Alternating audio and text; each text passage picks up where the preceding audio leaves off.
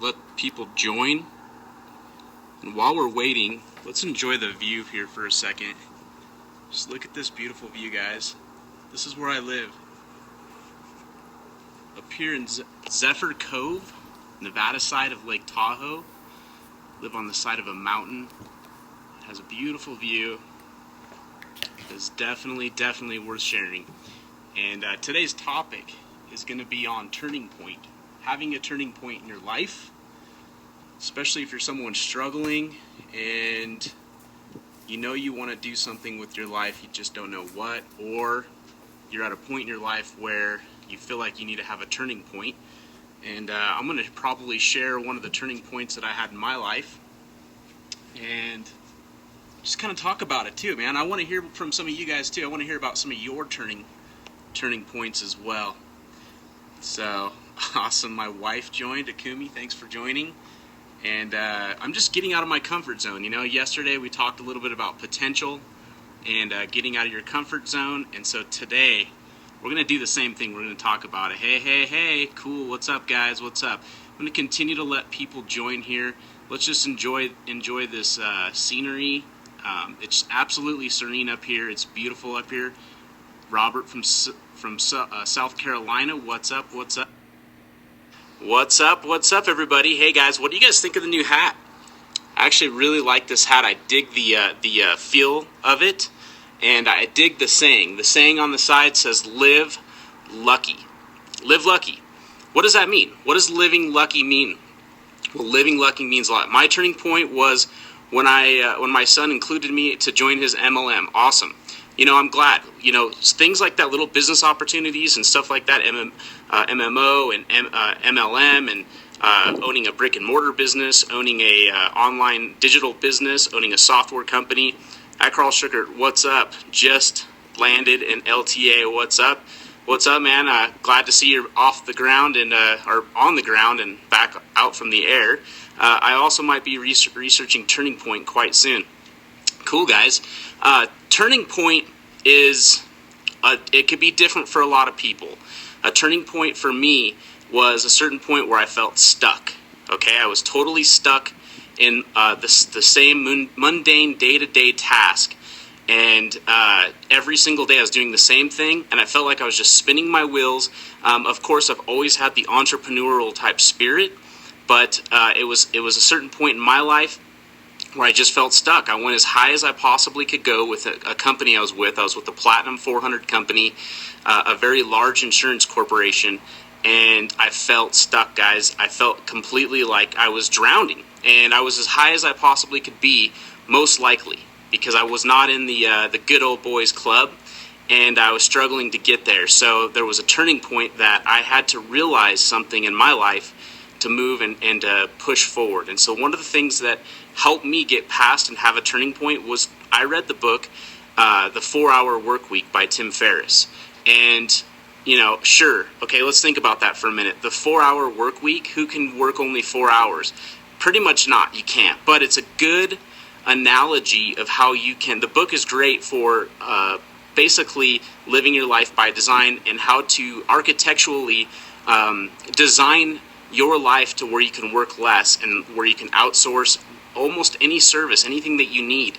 And so that book, not necessarily, I didn't do all the things that it told me to do, but it definitely helped me have a turning point in my life where I went from where I was a regional director of like I said, a large company. And at that point I decided that no more. I decided I'd jump out and do my own thing. And that's what I did. And I moved away. I was living in Las Vegas. I was actually living in Henderson with my wife Akumi that's joined us. And we were both feeling the same way. We were both feeling stuck. And we decided that we needed a change. So I read the book. I read it like literally, I'm going to say like 7 days, which is probably pretty quick for me. I typically read books a little bit slower because I want them to stick. I really want them to stick in me. It's hard for me to speed read, but for some people, you know, some people can speed read really, really well. What do you guys think of the hat? It's pretty dope, huh? So I decided to go and move to a place I wanted to move to. I decided to just reformulate my life. I was fat and overweight. I was working, 85, 90 hours a week. I would get up super early in the morning. I would go to work. I would spend most of my day recruiting people, talking people into investing into their future, which is fun. But I was selling them the dream on why they needed to be in the insurance business and why they needed to be with us, which was actually a really good company. It was a great opportunity. I'm not saying anything bad about it, but it took a lot of convincing. It took a lot of work, and it just wasn't where I wanted to be. It wasn't paying off like it should have with the amount of time that I was putting into it. So what do I do? I decided to just start over. And I'm going to tell you guys, that was the hardest decision, one of the hardest decisions in my life, because when I did it, it didn't seem like that hard of a decision, but when I did do it, I failed miserably, failed hard on my face. Me and my wife, we were living in an 800 square foot apartment. We were by the ocean, which was kind of cool. So you can imagine the price of living by the ocean, but we were fat and sick, and we were we thought we were making a turning point. We thought we were following in a good direction for the next thing in our insurance business, but what we found out is that it wasn't as easy as we thought it was going to be. So making that decision to make a turning point sometimes seems like it's hard, but then it ended up being one of the best decisions that I ever made. So at first it was a tough decision, it was a hard decision, and then we had to fail. We had to literally scrape, beg, borrow, call grandpa, call our parents, borrow money on a month-to-month basis just to survive. And then on top of that, we were just basically dying. We were like laying in bed, fail so hard, you have to succeed. It's just like one of those things where you get fed up. So then we had another turning point, basically. So we were both like laying in bed. We were basically like, I don't know, I almost want to say borderline suicide.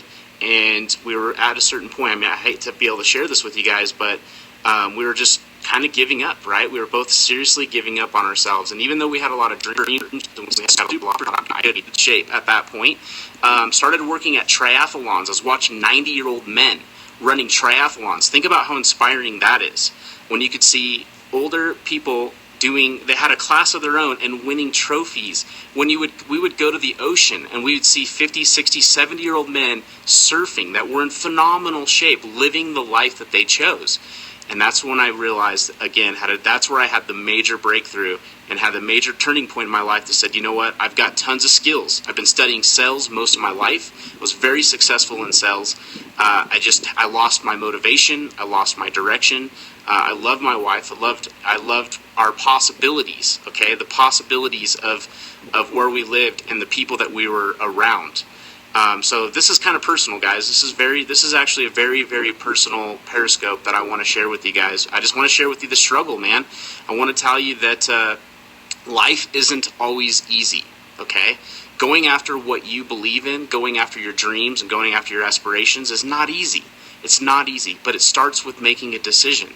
Something Todd Love and Amanda Sullivan doing Spartan, huge inspiration for me. Yeah, if you find people around you that are super inspiring, maybe they're doing a Spartan, maybe they're doing some kind of mud run or something like that, go do it, man. That's the best thing I did was start working out again. That was the best thing I did. You start sweating, you start feeling good. You have this chemical called serotonin that starts opening up. Thank you man. I want to share with you guys. This is like part of me jumping out of my comfort zone and sharing personal stuff with you guys, and then hopefully inspiring someone else, okay? Because I just want you to realize that life it's hard, man. It's hard. It's a struggle. But then when you create something, you can now like this. You can live in places that look like this, guys. You can come and you can buy a home in places that look like this. You have beautiful homes stacked up in the mountains, okay? That you can get.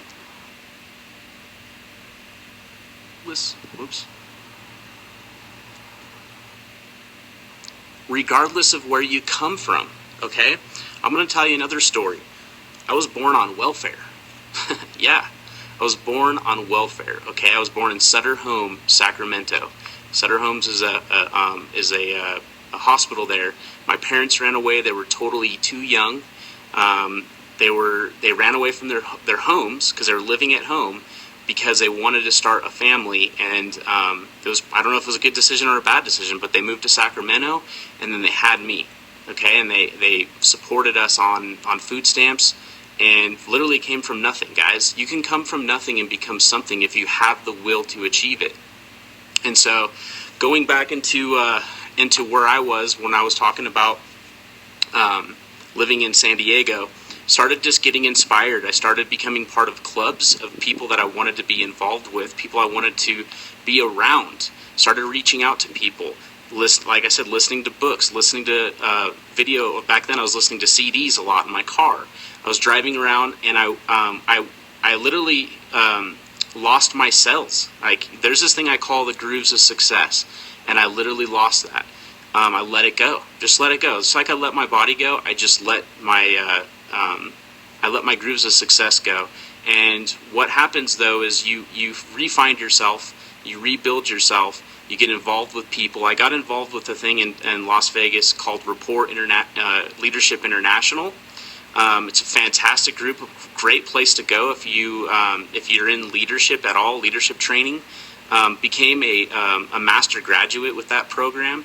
They do some things to you, okay? It's not like going to a seminar where you sit and you watch someone speak. There's nothing wrong with that. I go to all kinds of those all the time.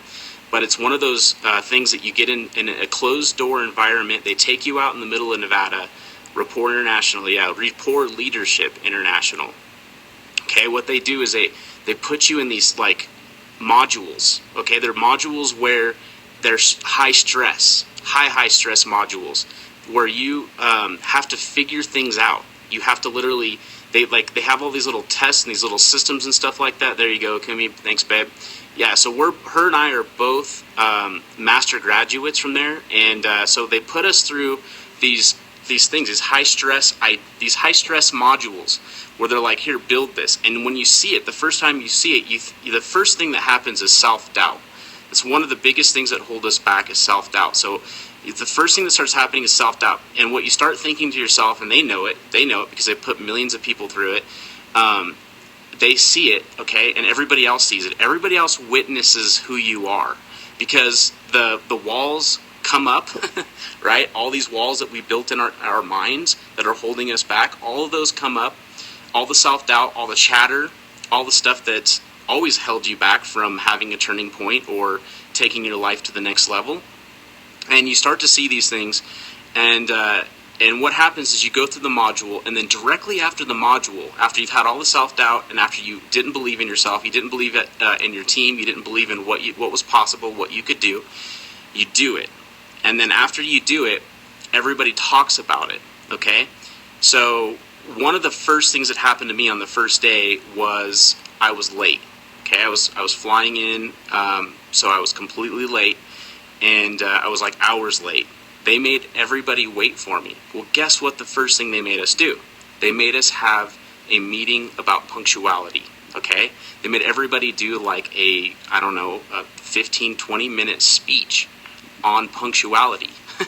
And being the guy that was the latest guy there, do you think my speech went really well? It didn't. And also, I got to see everybody else's views on punctuality. I got to hear what everybody else thought. I mean, these are business people. These were some of the largest business people in the country, corporate people. And it made me think, it made me realize that just right there, if you don't show up and you don't show up on time to anything, it's almost like you might as well not show up at all. Now, if you're really good at sales, obviously you could sell yourself and you can overcome stuff like that. And also, life happens, stuff happens, shit happens. So that's a little bit about that. Now, what about turning points with you guys, man? I want to hear. That was a big turning point for me, was going into leadership. A big turning point for me was quitting my corporate job, where the next position would have been a partner. And then having a turning point of actually going down and failing super, super hard, losing my grooves of success, my train of thought, like everything, losing it, and then rebuilding myself, rebuilding confidence, rebuilding a sales system for within my industry where I could be successful with it, and then started training other people, and then building out systems from there, and building and helping other people grow their business to be extremely successful. And if you guys don't know who I am, one of the biggest things that best decisions I ever made was to stick with it. Sticking with I've been in the insurance industry. I own a company called 3FG Marketing, And on 3FG Marketing, we actually provide sales systems, we provide a CRM, we provide leads for people that are in the insurance industry. And we teach them how to be successful. And that was one of the biggest decisions I ever made, was to just stick with it. Just stick with what I already knew. And once hit the bottom, only direction you can go is up. Yeah, babe. We both hit bottom together, and we had each other to support each other. So that's another thing, is find your support systems.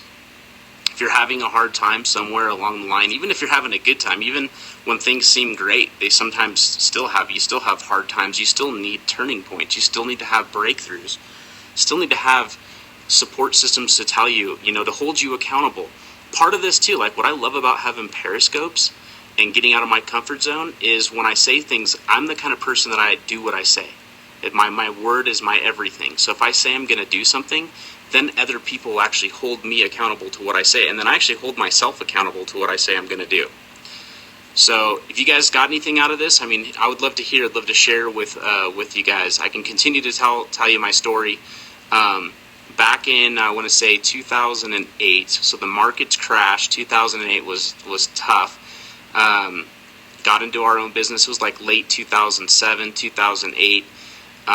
Ended up doing better in the insurance industry. Ended up actually building just an awesome system. Okay, I'll just continue. Ended up building an awesome system, and then I met a guy. I didn't really meet him in person yet at this point. His name's Russell Brunson. He's the guy that started ClickFunnels. He's a phenomenal internet marketer. Ended up started following him. Okay, he was pretty new. He was talking about potato guns and stuff like that, stuff that he started doing. And he was pretty new back then, but I knew that he was someone to follow. The other person I started following was Mike Koenigs.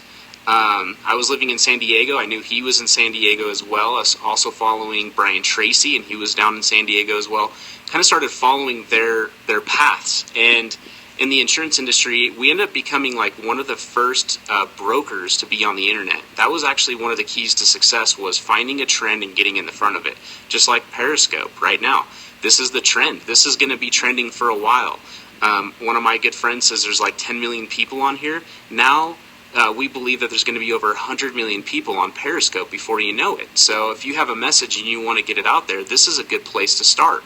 This is how you get in front of trends and you write them. It's like surfing. Okay, you get out in the ocean and you wait for that line. You wait for that wave. One thing I learned about surfing when me and Akumi were down in San Diego is the way that we network, like our minds.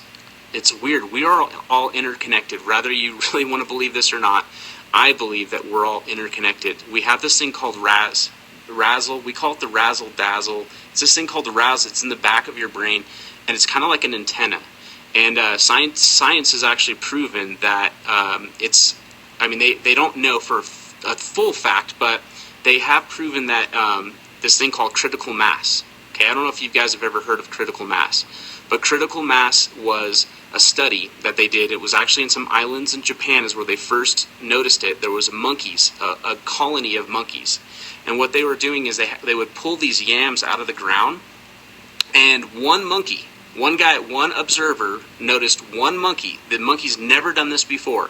He took that yam and he threw it in the ocean. Okay, threw it in the ocean. The yam came back and he tasted it. He took a bite of the yam, he took a taste of the yam, and he liked it because it was salty now, right? Tasted good, it was salty. Well, maybe within his community, he started telling his other counterpart monkeys, heating up for you, I believe without Periscope, I would not have connected with you. Absolutely. We would not have connected, so it works. So anyway, he told all of these other monkeys just on an island, okay? And then all of a sudden, all of the same species of monkeys and other islands all around the world started doing the same thing. Why is that? How does that happen? It's called critical mass. If you look it up, it's called critical mass. It's actually one of the ways that it's proving that we are all interconnected. And one way that proved to me that we were all interconnected was surfing. Surfing is municipal, guys. It's super municipal because it's not only like one of the hardest things you could ever do. I mean, I thought I was going to just pick it up right away. I've wakeboarded, I snowboard. I'm a pretty good snowboarder. Used to race motocross when I was a kid on a semi-pro level. So I thought I would just pick it right up. That wasn't the case. It was super, super hard. But things that would happen when you were out in the ocean, you're out in this big, huge abyss body of water where the uncertainty lives, right? The possibility of getting eaten by a shark. I mean, just some crazy stuff that could happen out there. And what would happen was that all the other surfers that were out there were connected, okay? We would be able to look at waves. They were called sets. And you could look out there, and usually why they call it sets is because there would be 1, 2, and 3 waves at a time. Usually not one, it'd be like 2, 3, 4, or groups of 2, or groups of 3, groups of 4. We call them sets. And you would be able to look out there, and you would get this sense of feeling where you would say, that is my wave. That wave traveled all the way across the world for me to ride. And not only that, but everybody that was next to you said, Carl, that's your ride, go get that one. Why would they say that? Why were they saying that? How'd they know? Were they in my mind? They weren't in my mind. I'm just saying that because it's just a proof that we are all interconnected in some way or form, and that was probably one of the best analogies that I could use. It's kind of a spiritual thing when you're out there. It's like meditating. That's why I said it's municipal surfing. It's hard, and you're out in the middle of uncertainty. Well, that's the same thing in life. You can bring those ideas into life. So to go back into my story, we were finally starting to make things happen. I started aligning myself. Okay, this is another thing that I think too is like when we think of mentorship, it doesn't mean necessarily like you're working under somebody or you're going to get a hold of someone and pay them. You can definitely find mentors out there and you can pay them for sure. That's definitely a viable way to find mentorship out there. But what I was finding mentorship from back then was I was paying attention to their message. So I was actually reading their books and I was following everything that they did, anything that they would put out there, basically, like anything that was video related or I could read or I could listen to, anything that they were publishing, I was listening to. So Russell Brunson was like one of the first big people that made a big difference in my life at this point, because I knew that I wanted to get into digital marketing. I knew that I wanted to be online and I wanted to start building products, info products, and where do you start, right? Where do you start? So let's see, 3.5 years ago go by, we were the first people on the internet, like one of the first insurance brokerages on the internet, which was a huge breakthrough for us and our company. And we recruited over 200 agents nationwide with like a no budget, like a shoestring budget, and to just put them into our sales systems that we had already put together, that we battle proven and tested time after time, made it work. So got with 3.5 years ago, finally got to meet Russell Brunson, went to his office, went through a training that he put together, and at that end of the training, that's when I had my next epiphany, my next turning point.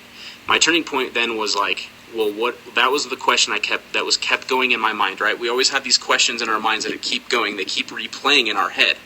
And even if sometimes we're not clear enough in our minds, we can't see them or perceive them yet, but at that point it was really clear for me. It was like, what are you doing? Where are you going to go right now? So what I decided to do at that point was I decided to do what I know best. Okay, what do I know best? What did I know? Well, if I wanted to start in this digital marketing world, I needed to start within the niche that I knew best, which was sales and insurance. So directly after I met Russell Brunson, I bought a product called Video Genesis. Video Genesis was by it was actually by Mike Filsame and Andy Jenkins. If you guys don't know about the product, it's phenomenal. What it did is it taught me how to build videos. Okay, it taught me how to build my own studio from home. Your why is vital. Yeah, absolutely. And there's a book I read called Start With Why by Simon Sinek. I actually met him in Vegas. That's the book to follow. You can actually go to YouTube, look up Simon Sinek on YouTube, and also put in Start With Why and listen to that.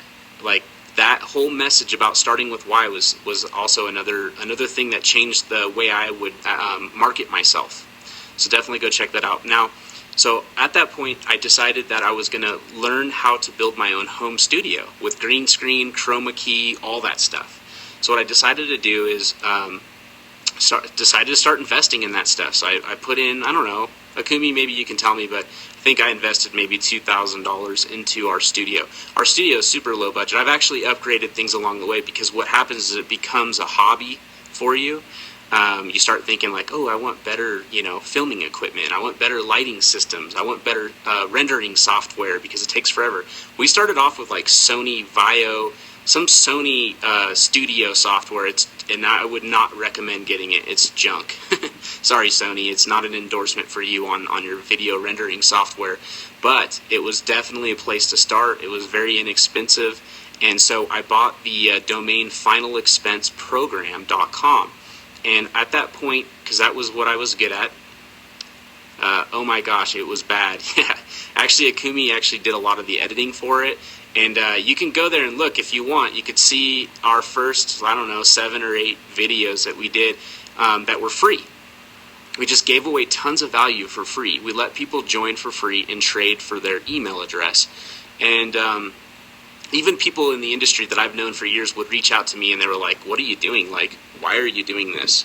And I would tell them, like, hey, give this to your people. It's free. And they're like, well, you're going to probably try to recruit them. No, I've never recruited from that page because I just want it to be a page that teaches people how to be successful in sales.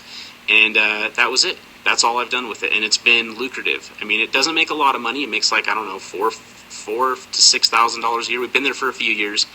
It just depends. We get new members all the time. We get, 5 to 10 new emails a day. And even the people that don't buy, they go on there. It's become an ecosphere within the industry for people to share things, share ideas, and I keep it clean. Like, I don't let people recruit there because there's recruiters everywhere you go. Like, you can go Facebook groups, you can go to online forums, you can go to so many places where you find tons of recruiting going on. It's like spam. To me, it's like spam. So I just said, no, we're going to differentiate ourselves there. And because we did such a good job with that site, Google actually gave us site links with it. You know what site links are? Site links are that, like, if you go to any big corporation and you look that company up, you actually see like the pages, like the blog, the sales page. Like, it'll list everything out under that page. And not a lot of companies get that, and it's not something you can buy, it's something that you earn. So we did a good job with that site, but that was my first internet marketing product. My next product that I was planning out, which was Now Driven, which took us 2 years to develop and design, which is a CRM for salespeople. It's not just for insurance people. It's very, very broad as far as that goes. But here was the thing: is like that was a thing too. Like, when I was in the insurance industry, I developed a lead management system for my leads, where I would number my leads. I had this this little book that would hold like files into it. Only holds so many files, and I would put like not interested, hot, cold, hard leads, like depending on what type of lead that came in. We would have not just no interested, but dead, like people who were just sick of actually calling on all the time. We had these different sleeves and this really good way to use it. And then also, I was one of the first people to start using GPS in my car. Back then, back then we were using atlases, and we were mapping our leads out on like all these different little squares on a lead chart, saying, okay, what's the most effective way for me to go work my leads? And what we would do is a lot of drop-bys, because it's honestly, in sales, you can get on the phone, and sure, you can close a lot of business on the phone without a doubt. But it's just easier. For me, I've always found it to be easier for me to go talk to local businesses, or talk to local companies, or talk to residential people, and straight up just knock on their door with the lead in my hand, because that's the reason why I'm there. It's just easier for someone to hang up their phone, I've always found, than it is for me to get in front of them. However, on the phone, you can call like way more people, so it's a numbers game. Either way, it's a numbers game.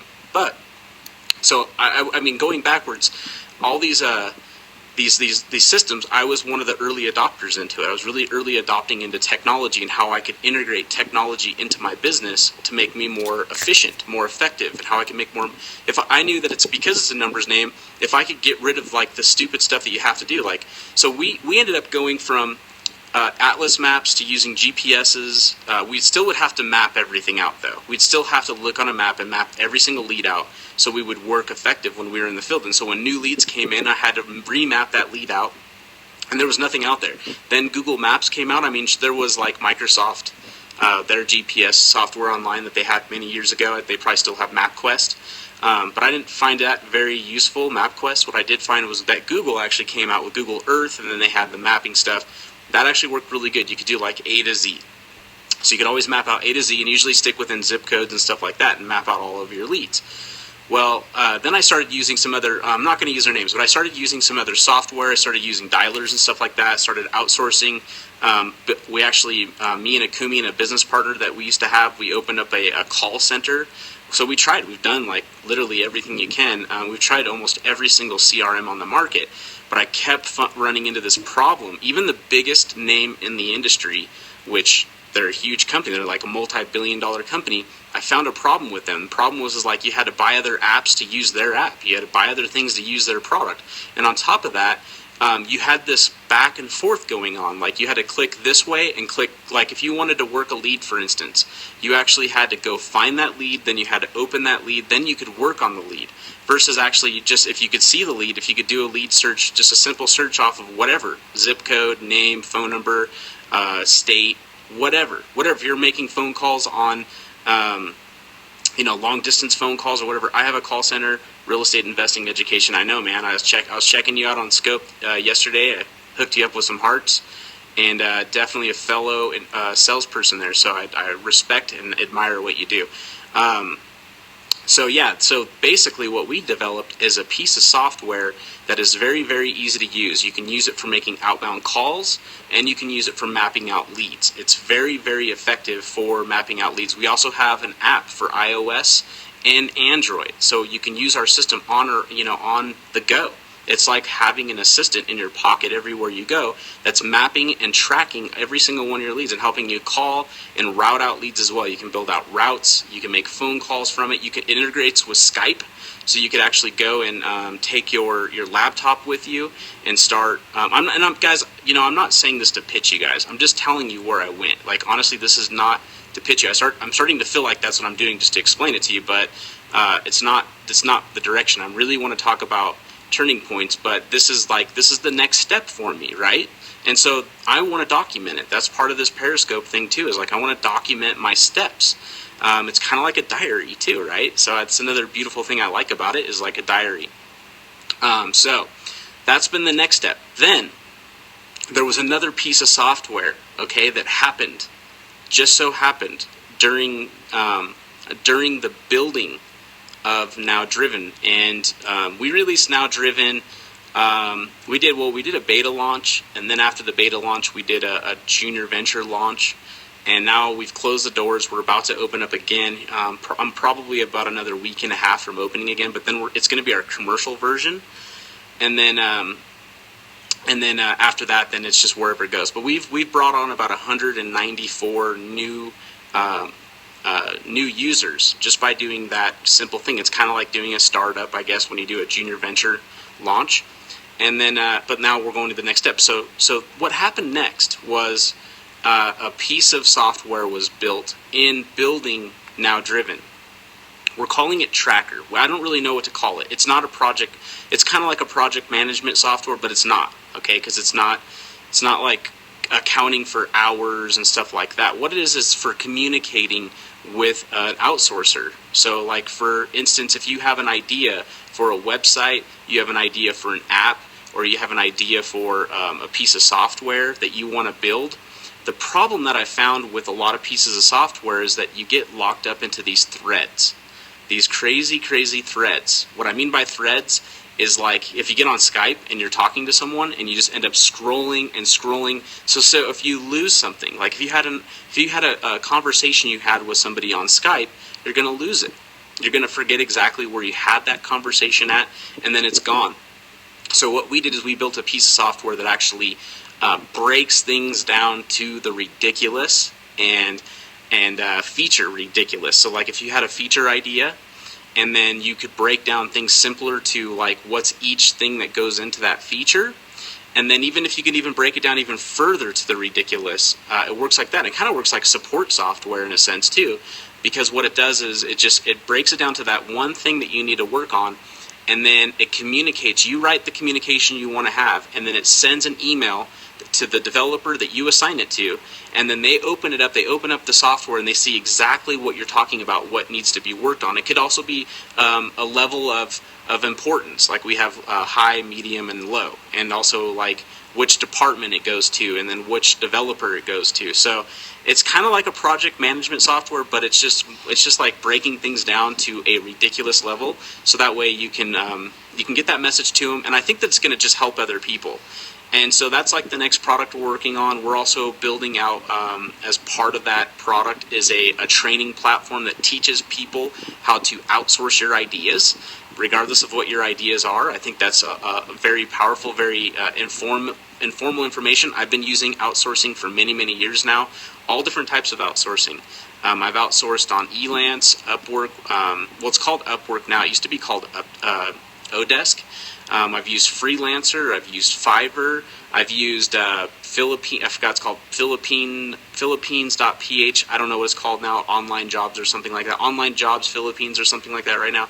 I've used a lot of different sources, and I've got a system that I use now every single time because, like in India, for instance, they're really good at like software development. They're really good at like critical thinking, critical ideas, and stuff like that, but horrible on the phones. And if you're from India and you're listening to me, I'm sorry, but the dialect just is one of those things that's just hard to convert that dialect into English speaking people. So if you're going to do like a telemarketing, if you're building like a phone room or something like that and you want to outsource for people, I would not recommend India. What I'd recommend is like the Philippines. I'm even actually used Costa Rica, which is pretty good too. But what I found is the Philippines are really good because I could actually teach them, coach them, do daily calls, record. I could have them use like a Skype and use a thing called Pam. And what Pam does is it records the calls for them. They basically just turn it on and it records every call that they make. And then I'll listen to those calls and I'll just say like, let's listen to them together. Let's have a group meeting. Let's talk about this. Let's talk about the dialect. And then to have them just like listen to how I would say it, and then to have them repeat it. I just go back and forth, back and forth. It's like mock selling. Like if you're in sales and you do presentations, one of the best thing to do is practice your presentation over and over and over with perfect practice, right? Because perfect practice gives you perfect end results. And so that's what I would do. I would just I'd reiterate and go back and forth and find things that they say. Like in the Philippines, they'll say like Mr. Carl, and I'm like, why are you putting Mr.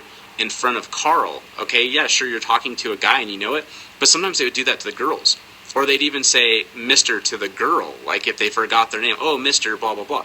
Well, I found out that in their culture, they actually call the girls Mr., so it was confusing for them.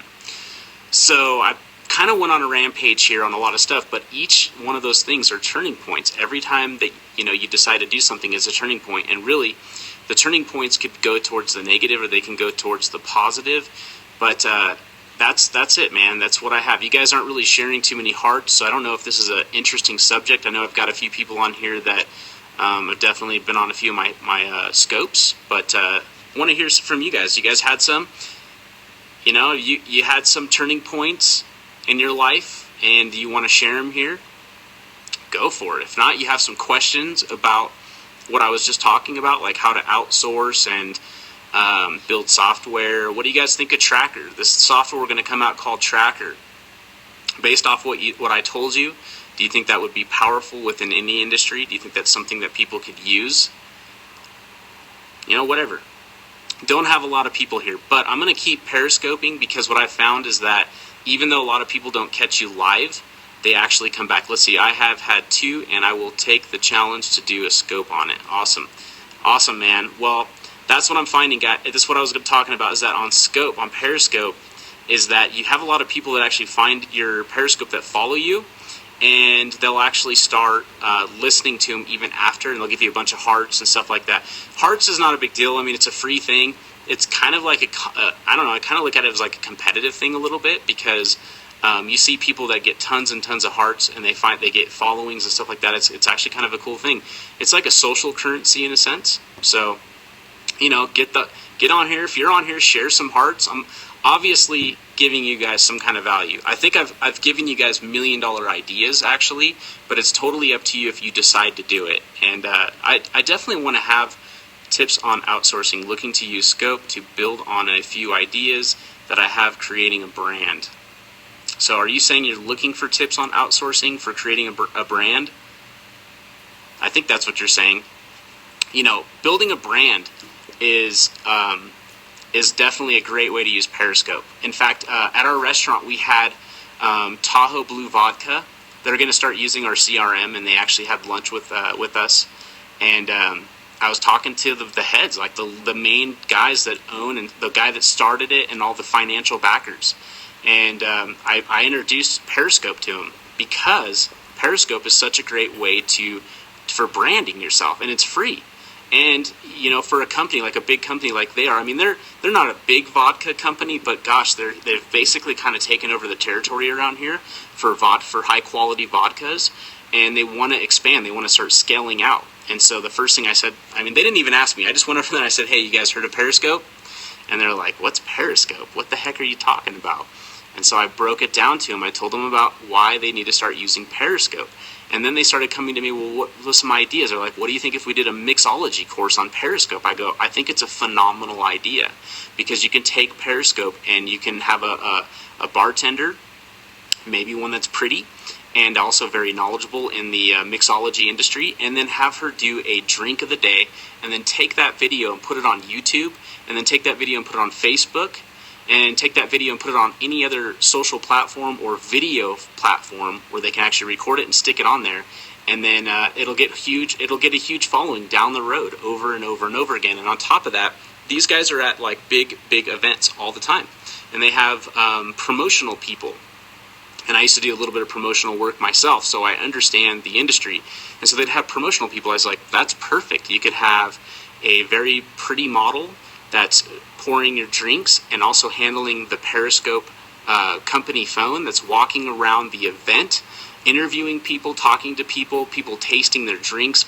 Because, emotions is what sells. Like, the emotional thing is what sells. And if people see you taking a drink of their product and enjoying it, you can tell that they're enjoying it, that transformation of emotion is what is actually going to sell their product, and it's great for branding yourself. So I hope that answered your question about Periscope and branding. Obviously, I think Periscope is probably going to be one of the best ways right now to brand your business.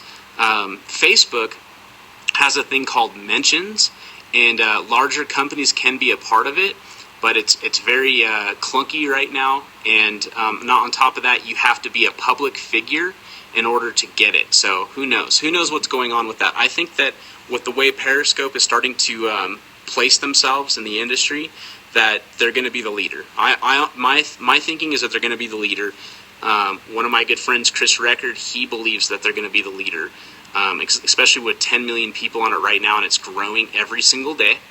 It's now word of mouth. It's gotten to the point where it's now word of mouth. And actually, one of my other good friends told me about it, I want to say 3 or 4 or 5 months ago. And he's like, "Carl, you need to get this." And I think I got Snapchat or something like that. And I still don't really get Snapchat. I didn't get Twitter either. I've had Twitter forever, but I just never got it.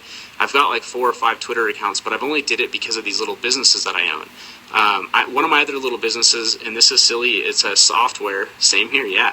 There was a software that I developed called Security Deposit Saver. Okay, you go to securitydepositsaver.com. I had everything outsourced there, and basically it's my development team that I now use. We're kind of a partnership, but anyway, we developed an app for people that are moving in and out of homes. And what it does is it makes the move-in report where you can actually attach pictures to it for damages and stuff like that. It's great for anybody in the real estate industry, especially to document a move-in and a move-out. And it actually makes this beautiful report for them that gets emailed to them and their landlord if they choose. So it's a pretty cool. It's another little income stream, little thing that I built. Who knows? Maybe one day I'll sell it. But it's just an income stream. And what I did is I did a lot of research, right? You got to do research before you build something. I mean, you have an idea. So we can kind of get into that too, man. If you guys have ideas, I know we're talking about turning points, but I think, like Chris Record says, he says everything is an idea away. Like money's just an idea. It's just another idea away. So think about that. Like, if I could probably do a whole nother Periscope on ideas and how to turn them into, how to outsource them. But the thing is like, you got to do research. Like, find out, is there a viable industry for it? And if it's something new that nobody's doing, I can tell you that probably one of the best advice you could do is just usually not to do it unless you really, really, you deep down believe that there could be an industry there, because it could be a new trend, it could be something. But think about it, there's thousands and thousands of social media sites coming out that do fail, and that's an industry that's already proven itself to work. So I would say is look at an industry, even if it seems saturated, but maybe you have a better way to do it. That's why I build Now Driven. It's a huge industry. It's pretty saturated, but I did the research and found out that like literally 70% of salespeople aren't using a CRM, and also found out that the number one reason why they weren't using it is because it was confusing and hard to use. So that's where I decided to come in with my software, was to make it super simple to use and not have too many buttons, too much stuff going on, but be sales centric. Because like when you think of the word CRM, it's a very confusing word, customer relations management software. It's not a really good word to use. So there's got to be another word for me to use. If you guys think of something, let me know. But like one word I was thinking was like contact center in your pocket, assistant in your pocket, your business in your pocket. What were some of the other ones we used? It just basically like the simplest things, like I just said like contact center, like the ultimate contact center for salespeople.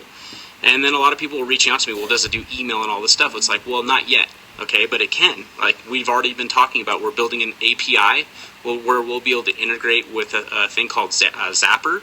And what Zappers do is, what it does is it integrates with Pocket Assistant. That's a good one. Someone told me Pocket Rocket, which I didn't really like, but one of our JVs actually promoted it as a Pocket Rocket. I just kind of laughed at that one. But so yeah, we're going to be integrating Command Center. I like that. We're going to be integrating Zapper, which will basically allow us to integrate with anything that could share data.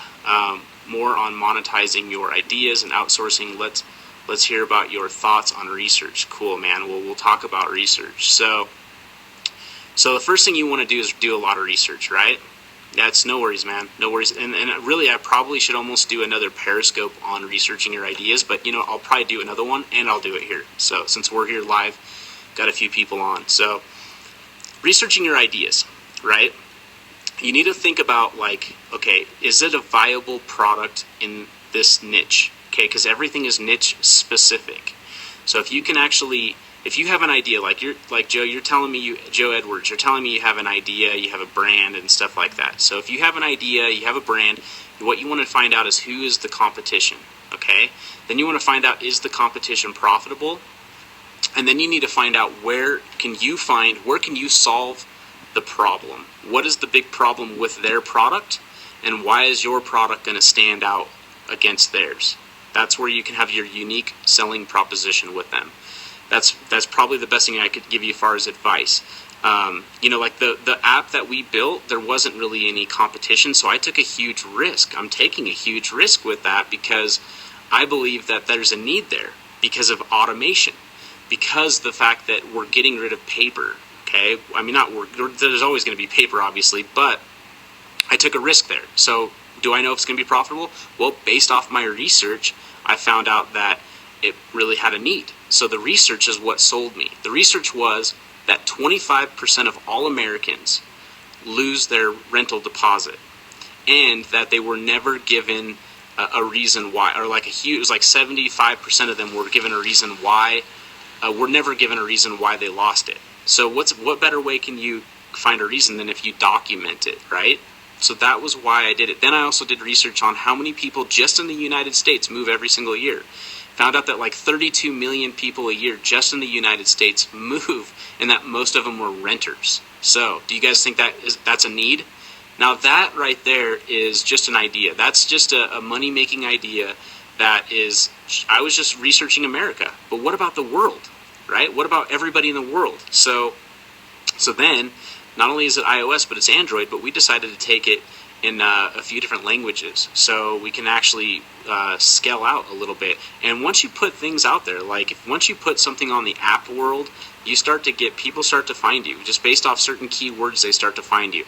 The other thing that we did is we built a WordPress site.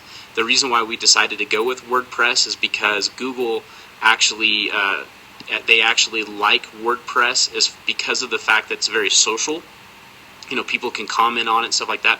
And now it's like 26-27% of the whole internet is on WordPress. So that's why we decided to do that. And then also, you know, every once in a while we will do a little blog on moving, or like tips and stuff about moving and stuff on there. And what that'll do is it'll just naturally find people that are looking for tips or whatever, and then they find it. And then there's going to be other things we can do, right? We can actually go and we can find out where do people congregate that are moving. Well, people that congregate that are moving are people that are like looking for moving trucks, right? So I could go ahead and contact those people. I can contact the moving companies and say, hey, I've got an app. We allow free downloads right now, but we're going to start monetizing it.